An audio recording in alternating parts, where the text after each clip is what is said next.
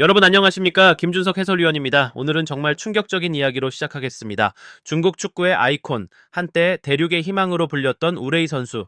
그가 최근 인터뷰에서 이런 고백을 했습니다. 매 경기 전에 진통제를 먹고 뛴다. 정말 믿기지 않아요. 이 한마디에 지금 중국 축구의 민낯이 그대로 드러났습니다. 한때 유럽 무대까지 도전했던 스타, 이제는 무릎 부상 후유증에 시달리며 몸을 끌고 다니는 상황입니다. 게다가 올해 들어 아직 단 한 골, 그것도 교체로 들어와 페널티킥으로 기록한 득점. 6경기 연속 교체 출전, 움직임은 눈에 띄게 둔해졌습니다. 반면 우리 한국의 김민재 선수는 어땠습니까? 그 역시 부상에도 불구하고 진통제를 참고 견디며 세계 최고의 수비수들과 겨뤄서 결국 바이에른 뮌헨과 함께 분데스리가 우승을 이뤄냈습니다. 이 차이 단순한 개인의 문제가 아닙니다.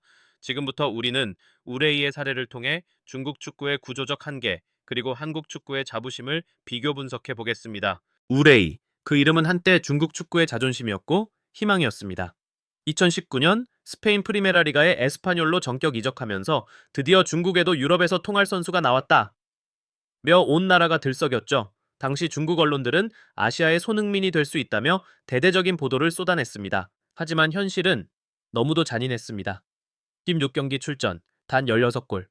그중 선발 출전은 손에 꼽고 대부분은 교체로 투입돼 존재감이 없었습니다. 결정적인 찬스에서 느린 발, 밀리는 몸싸움, 그라운드 위에서 쉽게 지워지는 모습. 이건 단순한 성적 부진이 아니라 유럽 무대에서 기본적인 경쟁조차 버거웠다는 걸 보여주는 결과였습니다. 그렇게 유럽 생활은 조용히 끝났고 우레이는 다시 중국 슈퍼리그로 복귀했습니다. 그리고 다시 많은 골을 넣기 시작했죠. 하지만 진짜 경쟁이었을까요? 중국 리그는 외국인 용병이 빠진 후 전반적인 수준이 급격히 떨어졌고 수비 조직력도 불안정합니다. 그 안에서 우레이가 넣은 골, 과연 의미 있는 기록이라 볼 수 있을까요? 축구 팬들의 냉정한 시선은 우레이는 결국 유럽에서 실패했고 국내 리그에서만 반짝하는 선수라는 평가로 돌아왔습니다. 그리고 2024년 우레이는 다시 한번 주목을 받습니다. 하지만 이번엔 희망이 아니라 걱정이었습니다. 무릎 부상으로 수술을 받은 뒤 복귀한 우레이, 시즌 초반 6경기 연속 교체 출전, 풀타임은 단 한 번도 없었고 득점은 단 하나, 그것도 페널티킥이었습니다. 이 상황에서 우레이는 직접 말했습니다. 무릎은 완전히 낫지 않았다. 매 경기 진통제를 먹고 뛰고 있다. 이 말은 단순한 고백이 아닙니다. 한 선수가 고통을 참고 뛴다는 걸 넘어서 중국 축구 시스템 전반의 병폐를 드러내는 상징입니다. 왜 이런 상태의 선수가 제대로 쉬지도 못하고 강제로 출전해야만 했을까요? 중국 축구의 훈련 방식은 과거식 체력 위주에 머물러 있고 재활 시스템도 체계적으로 운영되지 않습니다. 선수 관리 역시 단기 성과에 집중돼 있어 장기적인 회복이나 커리어 관리는 뒷전입니다. 우레이는 중국 축구가 만들어낸 최고 작품이었지만 결국 그 시스템 안에서 점점 망가졌습니다. 지금의 우레이는 더 이상 희망이 아니라 중국 축구의 구조적 한계를 보여주는 살아있는 증거입니다. 우레이의 고백을 들으면서 많은 한국 축구 팬들이 한 사람을 떠올렸을 겁니다. 맞습니다. 우리 대한민국의 철벽 수비수 김, 민, 재, 그도 똑같았습니다. 이번 시즌 내내 종아리 부상에 시달렸고 통증을 참기 위해 경기 전마다 진통제를 먹어야 했습니다. 하지만 결과는 어땠습니까? 그는 독일 분데스리가 바이에른 뮌헨의 핵심 수비수로 당당히 리그 우승을 차지했습니다. 게다가 시즌 막판엔 중요한 경기마다 풀타임을 소화하며 역시 김민재라는 찬사를 받았죠. 이게 바로 한국 축구입니다. 그저 참는 게 아니라 버텨내고 이겨내고 끝까지 싸워내는 힘. 여기서 중요한 건 김민재 혼자 잘나서 그런 게 아니라는 겁니다. 그는 부상 후에도 철저한 회복 프로그램을 소화했습니다. 의료진과 협력해 정확한 재활 플랜을 세우고 훈련량을 조절하면서도 경기력은 유지했죠. 그리고 국가대표로서의 책임감을 잊지 않았습니다. 아시안컵이든 A매치든 몸 상태가 완벽하진 않아도 언제나 태극마크를 달고 싸웠습니다. 자, 그렇다면 우레이는 어땠을까요? 부상 이후 빠르게 폼이 무너졌고 34살의 나이에 체력과 민첩성은 눈에 띄게 떨어졌습니다. 감독 역시 기자회견에서 이렇게 말했습니다. 몸 상태는 아직 100%가 아니지만 그래도 팀에 도움이 될 거라 생각한다. 정말 애매하고 소극적인 발언이죠. 믿고 맡긴다는 느낌보다 할 사람이 없으니 쓰는 거다라는 뉘앙스가 강합니다. 여기서 중요한 차이가 보입니다. 김민재는 부상 속에서도 체계적인 관리 시스템 안에서 스스로의 몸을 지키고 최상의 경기력을 유지했습니다.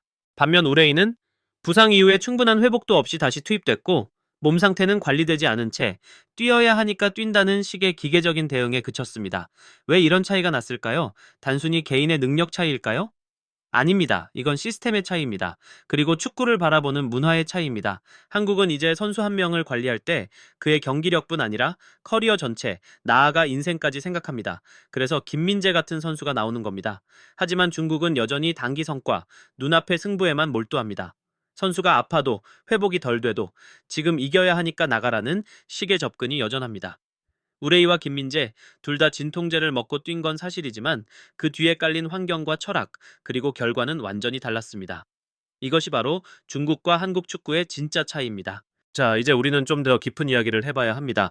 과연 중국 축구는 왜 반복해서 실패할 수밖에 없는 걸까요? 그 답은 바로 시스템에 있습니다. 한국 축구는 단지 몇몇 선수들의 개인 능력에만 기대지 않습니다. K리그, 유소년 유스 시스템, 프로팀, 그리고 대표팀까지 모든 단계가 유기적으로 연결된 입체적인 피라미드 구조를 갖추고 있습니다. 이게 바로 한국 축구가 흔들리지 않는 이유입니다.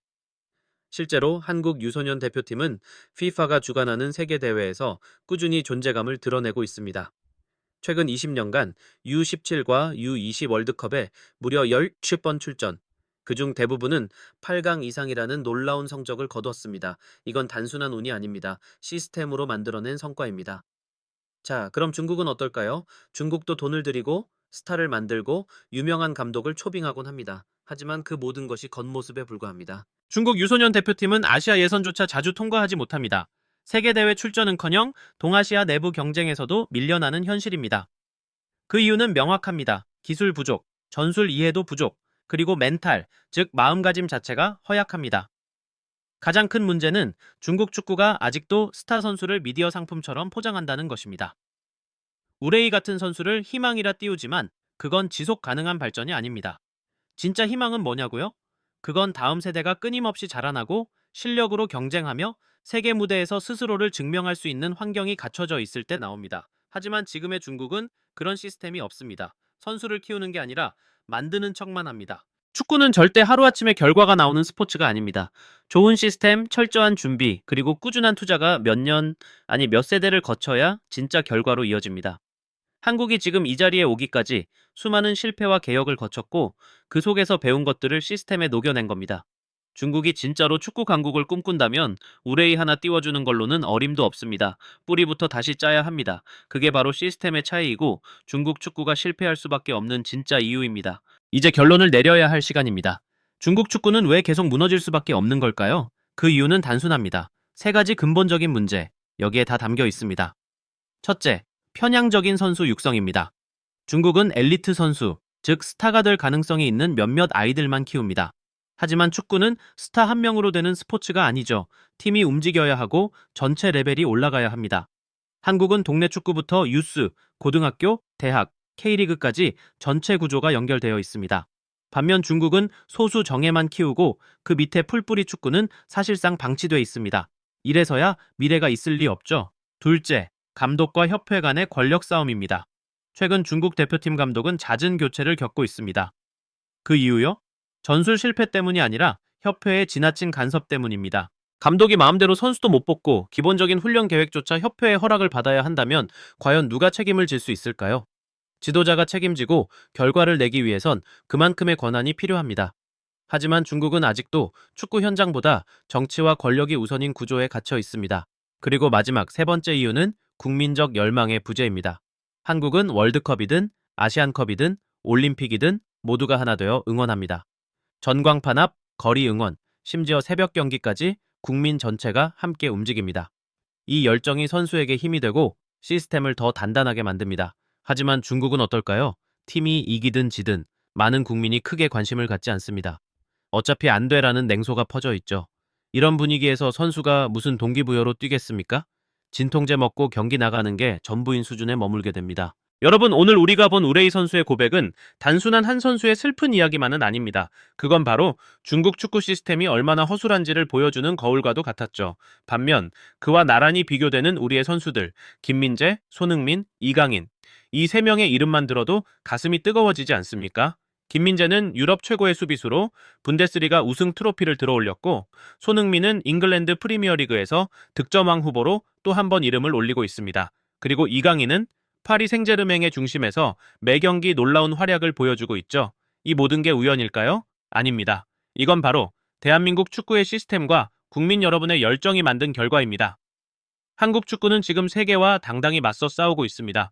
우리는 더 이상 도전자가 아닙니다. 세계가 주목하는 실력 있는 경쟁자입니다. 이제는 우리가 한국 축구가 자랑스럽다고 당당히 말할 수 있는 시대입니다. 여러분의 응원, 여러분의 관심, 그리고 여러분의 자부심이 앞으로도 한국 축구를 더 멀리, 더 높이 이끌 것입니다. 오늘 영상이 마음에 드셨다면 좋아요, 구독, 그리고 알림 설정까지 부탁드립니다. 다음 영상에서도 더욱 뜨겁고 깊이 있는 분석으로 찾아뵙겠습니다. 김준석 해설위원이었습니다. 감사합니다.